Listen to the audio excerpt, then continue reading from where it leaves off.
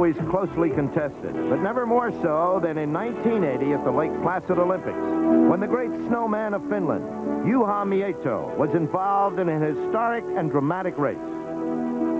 MIETO finished with a time of 41 minutes, 57 and 64 100ths of a second. At that time, the only man on the course who could catch him was Thomas Wasberg of Sweden.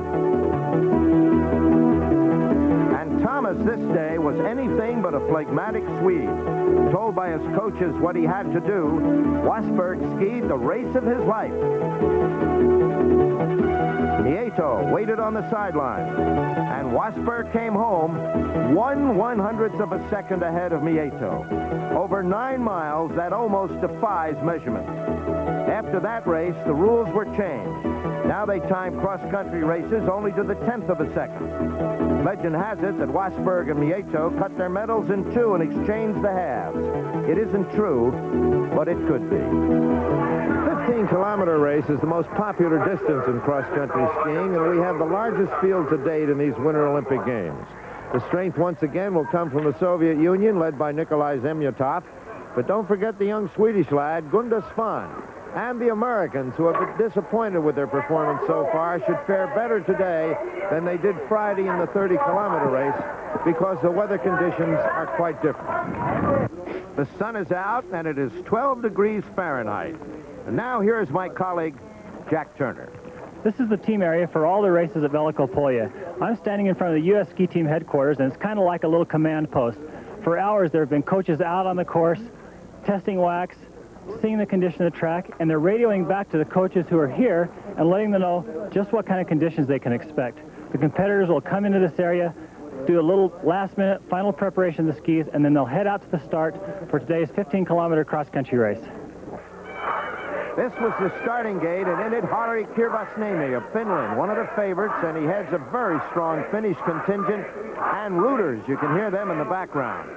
25 years old, he comes to cross-country skiing with a strong track and field background. He has skied in the shadow of the giant MIETO for a long time, but his time may be now. This is Gunde SWAN of Sweden. He has the face of an older boy and the legs of a speed skater. He's very strong and already has a bronze medal in the 30 kilometers in these Olympics. He was off to a good start. Bill Koch of the United States, the best we have, who seems to be skiing stronger each time out, but who may not yet be up to the form that made him the World Cup champion in 1982. And Bill was off to a flying start. He almost slipped.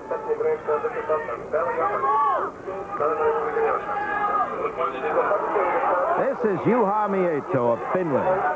This is his 4th Olympic. His nickname is Pitkä Jussi, which means Long John, and at 6 foot 5 inches and 216 pounds, he's about the biggest cross-country skier ever. He's a very effective double polar with that height and that weight, and looks like a Scandinavian woodcut come to life.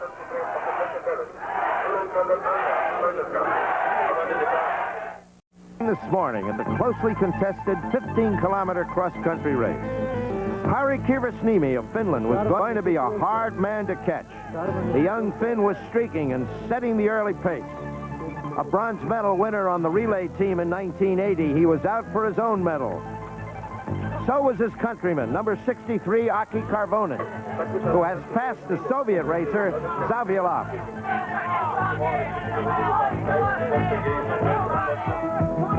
There was good news for the United States at this point, too. Dan Semenov, skiing well in the first part of the course. At this point, he was in the top 20. Number 72 was Maurilio ZOLT of Italy, and he is being shadowed by Gunde SWAN. Watch the young Swede as he turned up this hill and passed the Italian. United States coach Mike Gallagher had gotten the encouraging word about Dan Semenov and Bill Koch. Keep pushing that boy, keep pushing that boy. He could move into the top 20 and keep Simi there. Cross-country coaches have almost as demanding a job as the skiers during a race. They must position themselves far out on the course and wait in the bitter cold for the skiers to come by. This is Ruff Patterson of the United States. He stands alone along the icy trail with a stopwatch and a pencil. He writes with a frozen hand the time of every skier that goes by, relaying the information on his walkie-talkie.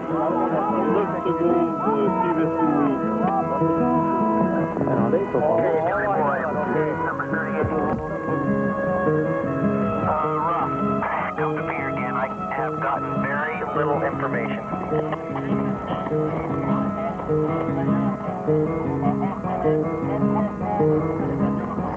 Peter, this is Ruff. KIRVESNIEMI up 12. KIRVESNIEMI up 12. Kohlberg is down 10.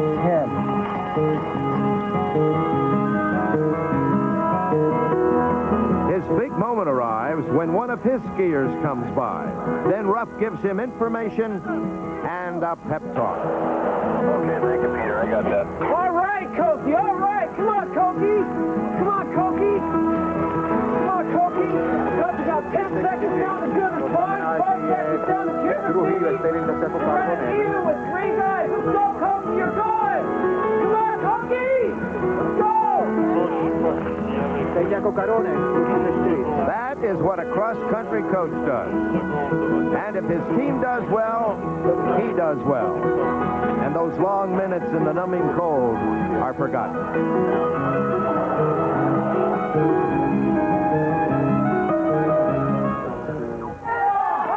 Back on the trail at the 15-kilometer cross-country race, the veteran from Finland, Juha MIETO, at the 5.8-kilometer checkpoint, and the veteran in 4th place and going beautifully. How long can this gentle giant of Finland continue to compete?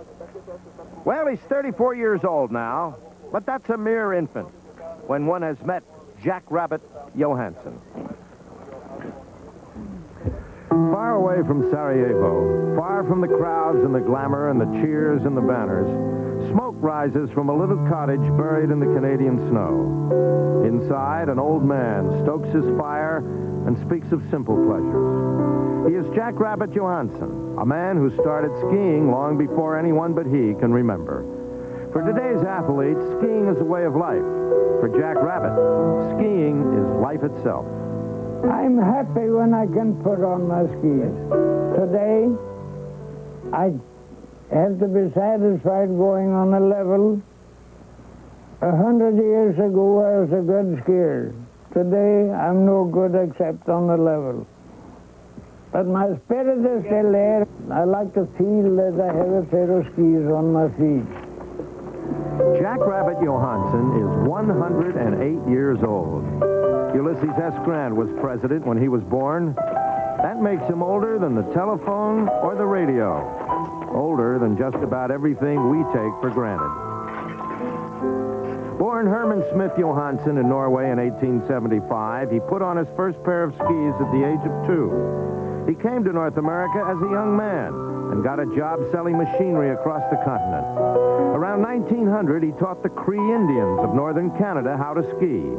Johansson laid out one of Canada's first ski courses in the 1920s, making him a pioneer in the sport and giving him a unique perspective on skiing today. Skiing today is commercialized. It's becoming artificial. Today, they won't ski unless they have a track made for them. If you are equipping yourself for the downhill and slalom, you get an equipment that you can't possibly use outside. You can't even walk on the ski in the boots that they give you. All you can do is to be hauled up the hill and go down. In the Depression, Johansson went broke. He was 55 by then and had a family to support. The warm arms of the wilderness took them in. They lived off the land, basically have ever since. Today, Jackrabbit is a legend among cross-country skiers. No, he never won a medal, never even competed in the Olympics. But within the aging Jackrabbit Johansson burns a fire as young as he is old. a love of nature that burns in the heart of every person who has ever been attracted to cross-country skiing. One thing I learned in Canada was rise before dawn, free your cares, seek adventure, let noon find you by some other lake, and night overtake you anywhere at home. And I've learned something from an Indian girl at one time, a poem. There's a land beyond the ridges where the evening shadows fall. There's a lake where trout are rising beneath the mountain wall. There I'll pitch my tent at twilight. My campfire smoke shall rise, while on boughs of fragrant balsam, sweet shall rest my weary eyes. That's the way to live. Most of the day came across the finish line and collapsed from his all-out effort. But that effort was enough to put him in the lead. He was the man the rest of the field had to beat. Go out, go out, go out. Gunde SWAN of Sweden was out on the course and within striking distance of KIRVESNIEMI. Go, Danny! Go, go, go, go! Up, up! Hump it, buddy! Hump it! Let's go, Danny! And that's Coach Mike Gallagher of the United States encouraging Dan Simino on. That's a good race for Dan. It's a good race. Top 20. This is Iisaki KARVONEN of Finland coming down the stretch. He finished 39th in the 15-kilometer over the same course last year, but today his race was much better. He posted a faster time than his teammate KIRVESNIEMI and went into the lead. Gunde SWAN of Sweden still had a chance to beat KARVONEN. He went all out on those stout legs of his. The current leader in the World Cup put all he had into the last few meters, swept over the finish line, less than 10 seconds ahead of KARVONEN's time.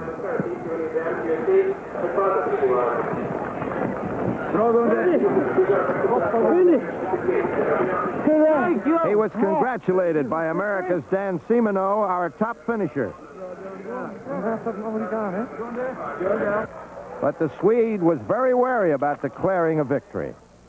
Well, Gunde, congratulations. Thank you. How do you feel right now? Just fine, yes, now, but I hope ZIMIATOV and MIETO can't go so fast in the last kilometer. Well, we don't want to jinx you either, but it looks like you have won a gold medal for Sweden in this Olympics, and it must make you feel pretty good. Yeah, thank you. I hope you're right. The veteran MIETO did have a slight chance to overcome SWAN, and the big Finn gave it all he had.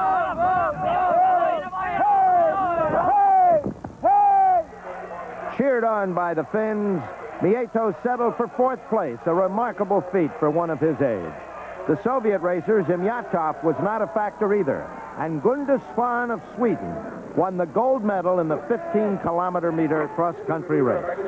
Bill Koch of the United States finished in 27th place today and was, as usual, honest about what happened.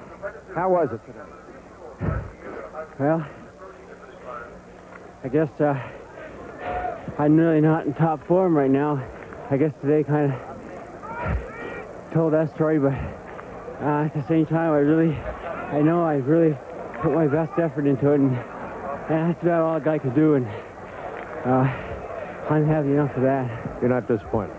No, there's no way.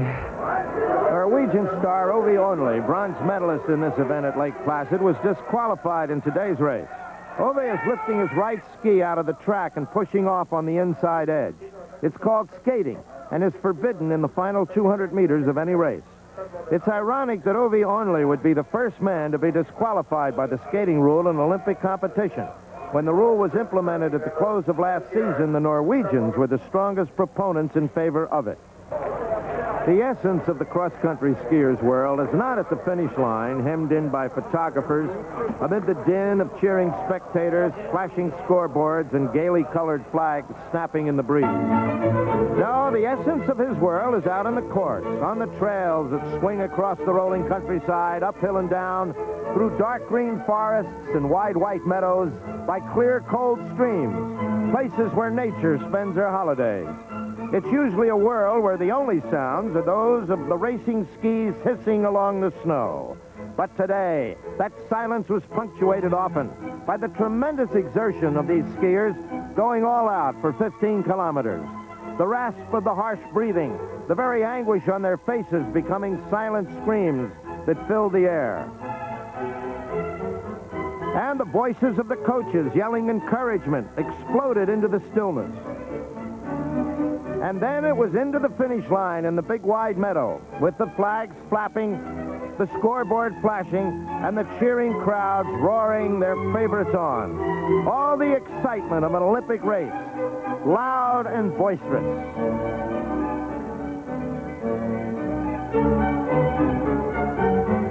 But every skier, whether he finished in the top